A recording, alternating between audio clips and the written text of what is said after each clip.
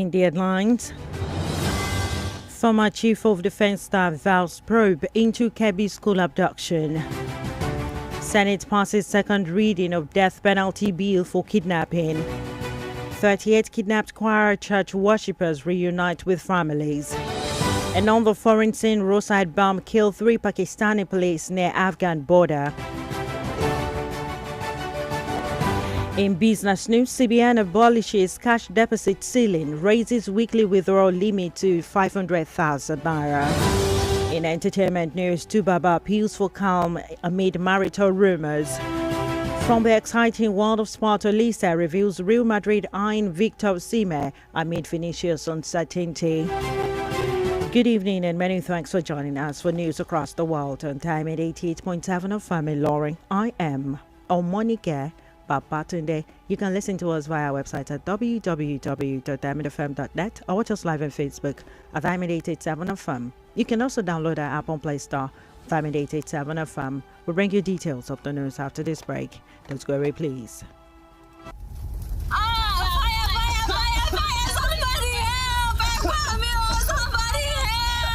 We've all heard about home fires taking lives and destroying all that a family owns. These tragedies are reminders for us to double-check for fire safety. Make sure your home has properly installed and working smoke alarms. Practice a fire escape plan. Never leave cooking food unattended for long. Teach children never to hide but leave if there's a fire. Switch off all electrical appliances when not in use. In cases of fire, remember, the most important thing to do is to protect lives first. This message is reaching you from Diamond 88.7 FM, Iroyin.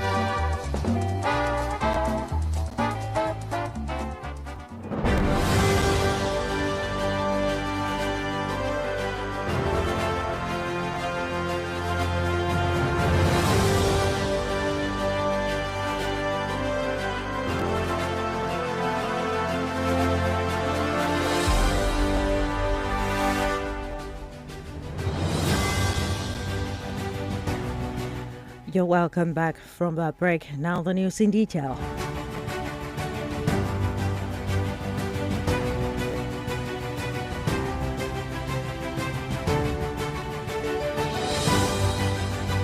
Former Chief of Defense Staff General Christopher Musa has pledged to investigate the withdrawal of troops before the abduction of 25 schoolgirls at Government Comprehensive Girls Secondary School in Maga, Kebbi State. Speaking during his ministerial screening at the Senate, Musa said he would establish committees to probe both the Kebbi incident and the recent killing of Brigade Commander in Borno State, vowing that no act of negligence within the armed forces will be tolerated.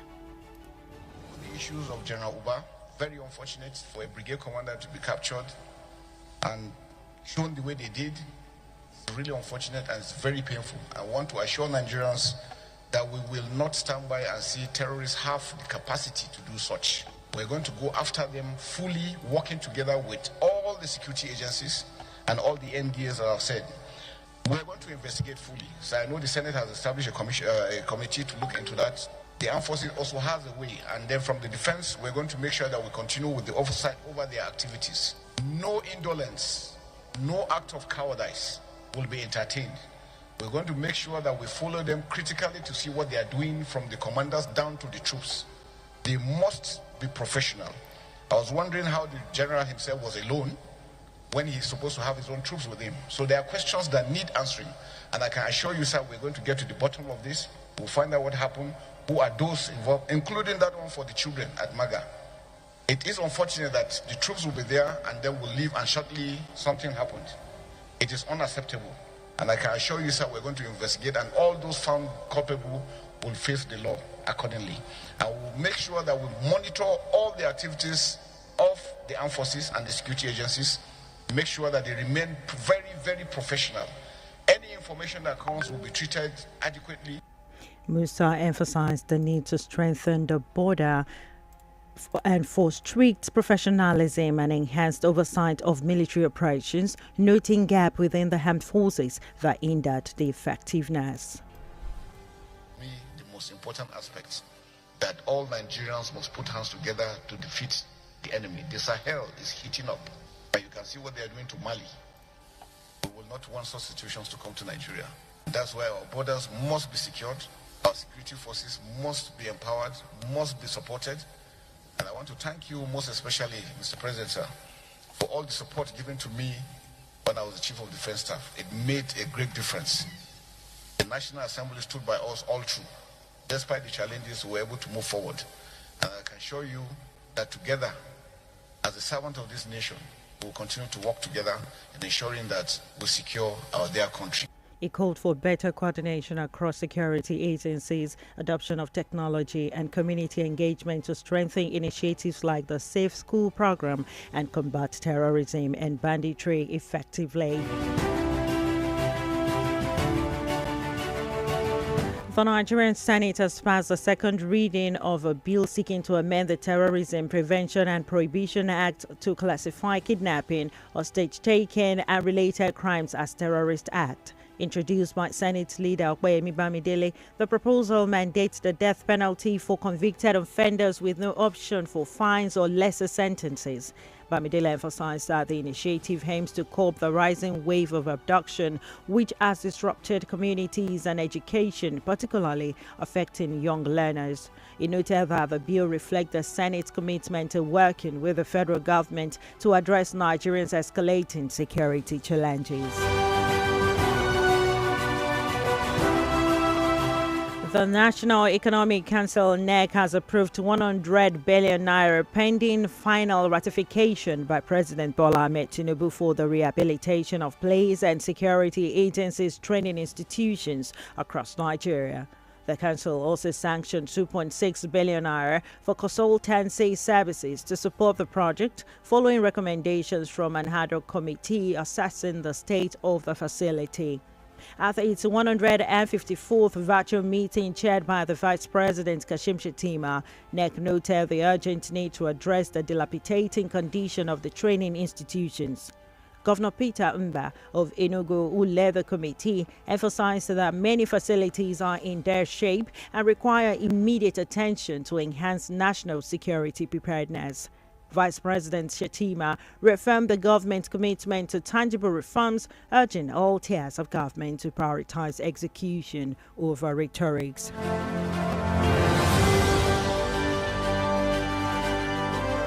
The All Progressives Congress (APC) has announced that its National Caucus and National Executive Committee (NEC) meetings will be held on Monday, December 15 and Tuesday, December 16, 2025, respectively, at the banquet hall of the Presidential Villa in Abuja. The announcement was made in a notice signed by the APC National Secretary, Senator Ajibola Bashiru. The National Caucus meeting, set for 6 p.m. on December 15, will bring together key party stakeholders, including past and present president and vice president, who are party members, governors, national and zonal leaders, and other designated representatives, in line with Article 11 of the APC Constitution. The NEC meeting will be held at 12 p.m. on December 16 and will include the party's top officials, state chairmen, zonal representatives, and members elected by the National Convention as stipulated under Article 13. Subsection 1 of the party's constitution.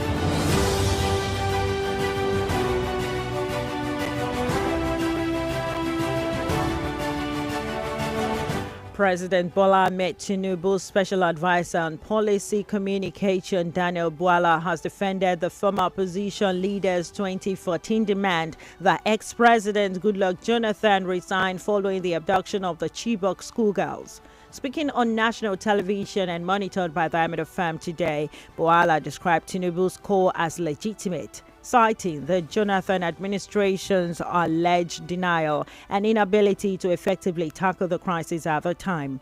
Bwala contrasted past approaches with the current government strategy, highlighting Tinubu's zero-tolerance policy on negotiating with kidnappers. He warned that ransom payment fund terrorist operations, noting that unlike previous administrations, the current government avoid actions that could indirectly finance criminal group.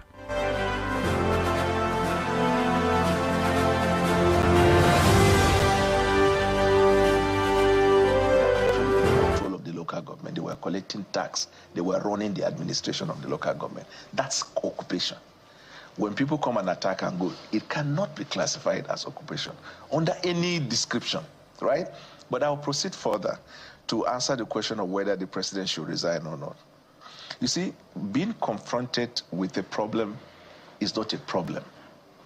When you lack solution to solving a problem, then you have a problem.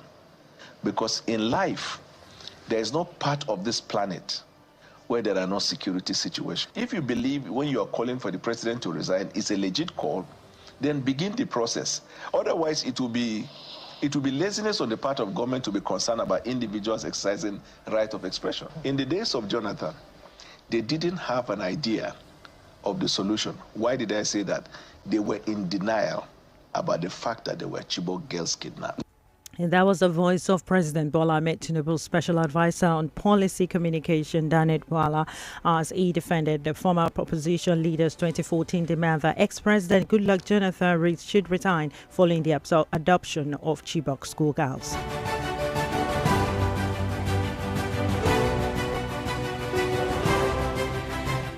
Ogun State Governor Dapo Abiodun Wednesday presented the 2026 appropriation bill of the 1.669 trillion naira to the State House of Assembly, with 624.76 billion naira earmarked for recurrent expenditure and 1.044 trillion naira for capital projects. The budget, dubbed the Budget of Sustainable Legacy, prioritizes infrastructure, education, healthcare, housing and economic development across the state. Governor Abiodun highlighted key sectoral allocations, including 275.4 billion naira for education, 210.59 billion naira for health, 526.15 billion naira for infrastructure, and 166.96 billion naira for housing and community development. He stressed that the budget aligned with the state's development plan 2018 to 2030 and focuses on fiscal responsibility, job creation, and SME-driven industrialization.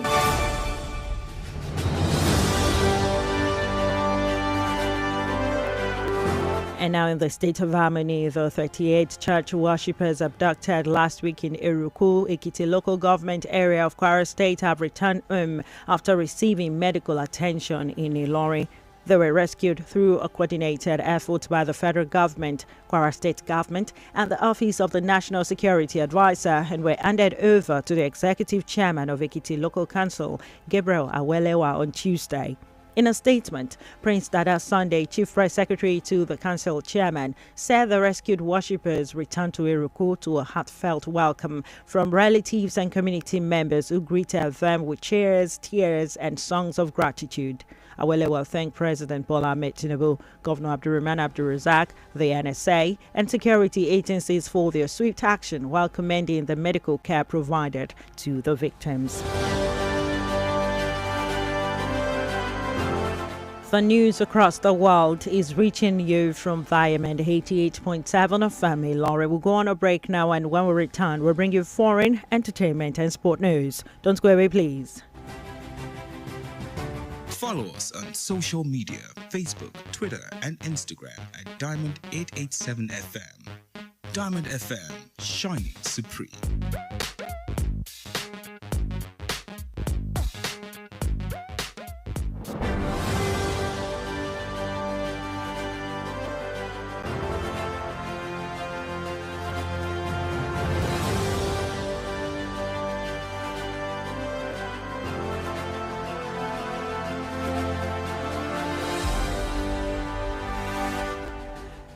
You're welcome back from that break. You're still listening to news across the world, reaching you from Diamond 88.7 of Family Laurie. Now we move on to the foreign stories.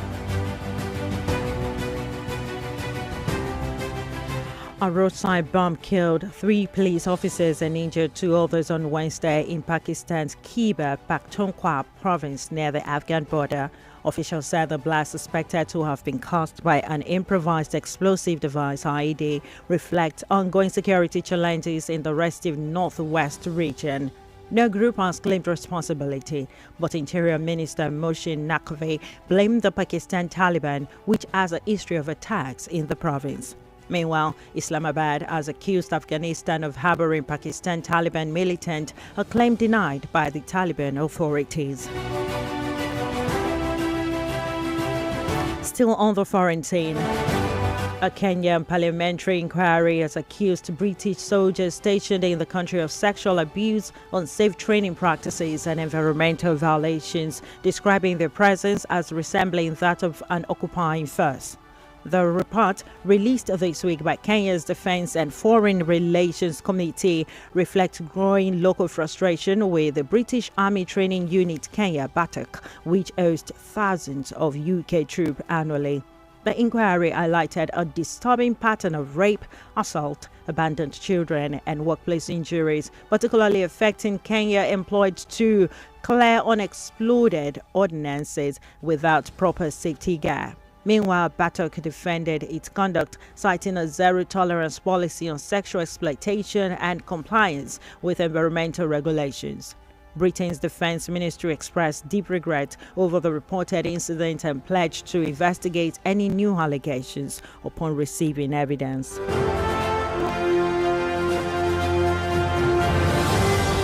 And that ends the foreign news. Up next is our business news. Diamond FM Business News.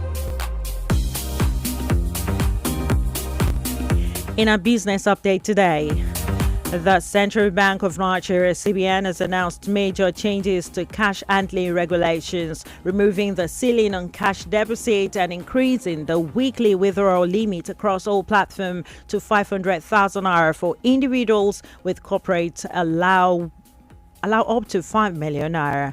The move, communicated via a circular titled Revised Cash-Related Policies, is aimed at reducing the cost of managing physical cash, curbing security risk, and limiting money laundering vulnerabilities. Under the new rule, the daily ATM withdrawal limit remains 100,000 naira, contributing to the overall weekly cap. Excess withdrawal beyond the limit will attract fees of 3% for individuals and 5% for organizations, shared between the CBN and financial institutions. The updated guidelines, effective January 1, 2026, exempt government revenue account, microfinance, and primary mortgage banks.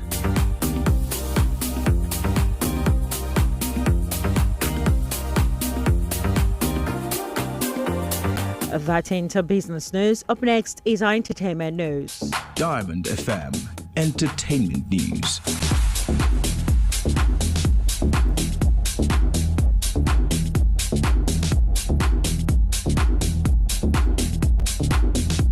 In our entertainment news, Nigerian music icon Two-Face Idibia, popularly known as Tubaba, has urged fans and well-wishers to remain calm amid reports of a marital crisis with his wife, Natasha. In a video shared on Facebook, he described the situation as getting out of hand and warned that the speculation could endanger his wife. He called on friends, families, and fans to allow the matter to be resolved privately, emphasizing that personal issues are best handled at home. It's getting out of hand. This is a dangerous situation right now. I know what fans can do. I know what people can do. I am perfectly okay. You understand what I'm saying? And this is putting Natasha at risk. It's not fair on anybody to do this kind of thing. It's not fair on anybody at all. So please, I need everybody to calm down. I need everybody to cease fire. We want to resolve all these issues.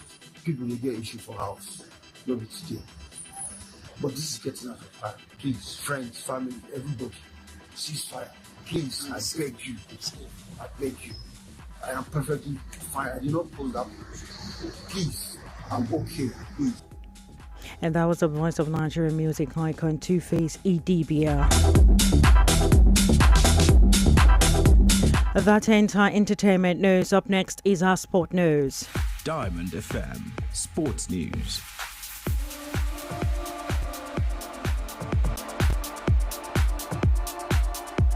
From the exciting world of sport today, former Super Eagles coach Sunday Olise has claimed that Real Madrid are closely monitoring Galatasaray striker Victor Osimhen, with a potential transfer possible this summer if Brazilian winger Vinicius Jr. leaves the club. Osimhen, who joined Galatasaray permanently this past summer, has impressed with 6 goals in 3 UEFA Champions League games, drawing interest from Europe's top club. Meanwhile, Vinicius Junior's future at Real Madrid remains uncertain as he has yet to agree on a contract extension, with his current deal set to expire in 2027. Olise suggested that Osimhen is being considered as a potential successor, adding that Real Madrid would likely side with the manager over the player if the situation with Vinicius remains unresolved. But Vinicius this season has been struggling, and the manager himself has had some clashes with him. And that is not playing out well. And when you have a top team like this, with top players, and a new manager comes in, who is relatively doing well compared to last season, at one point, there is this balance problem that comes in.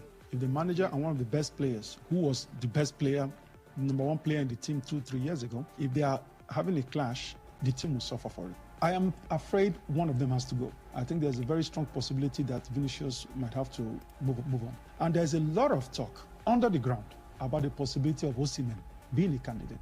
I'm not going to tell you where I got this information, but there's a lot of talk. But let's see how this plays out. But when I heard it from a top personality, I was happy for the young man. But let's see what. That was the voice of former Super Eagles coach Sunday Olise as he claimed that Real Madrid are closely monitoring Galatasaray striker Victor Osimhen.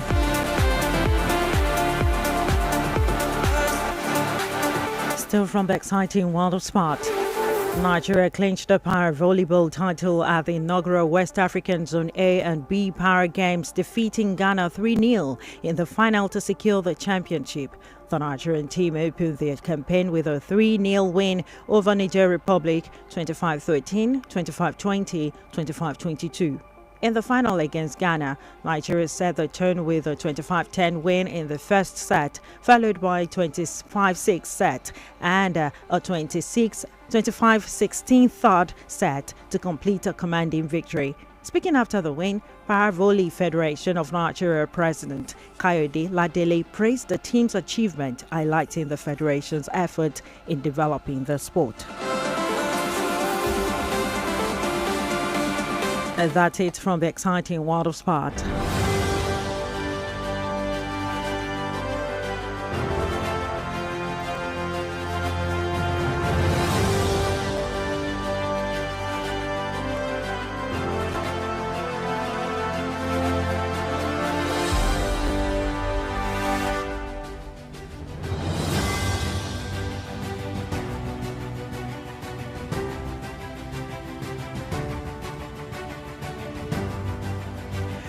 With that, we've come to the end of news across the world. But before we go, here's a recap of the major highlights. Former Chief of Defense Staff vows a probe into Kebbi school abduction. Senate passes second reading of death penalty bill for kidnapping. 38 kidnapped choir church worshippers reunite with families. And on the foreign scene, roadside bomb kills 3 Pakistani police near Afghan border. In a business news, CBN abolishes cash deposit ceiling, raises weekly withdrawal limit to 500,000 naira. In entertainment news, Tubaba appeals for calm amid marital rumors. From the world of sport, Olise reveals Real Madrid eyeing Victor Osimhen amid Vinicius' uncertainty. For today in history. Did you know that on this day in 1967, a surgical team in Cape Town, South Africa, led by Christian Bernard, performed the world's first successful human heart transplant? Now you know.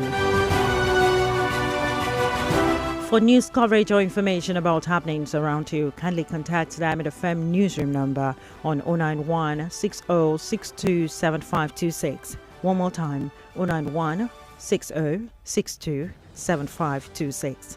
The news was compiled and edited by Adeyemi Adewale, and I am Omonike Babatunde. Thank you for listening to your Shining Supreme station, and please stand by for the news in Yoruba language. Good evening. For up-to-date news reported across the globe, be rest assured you're on the right radio dial. Diamond 88.7 FM Ilorin, your shining supreme station.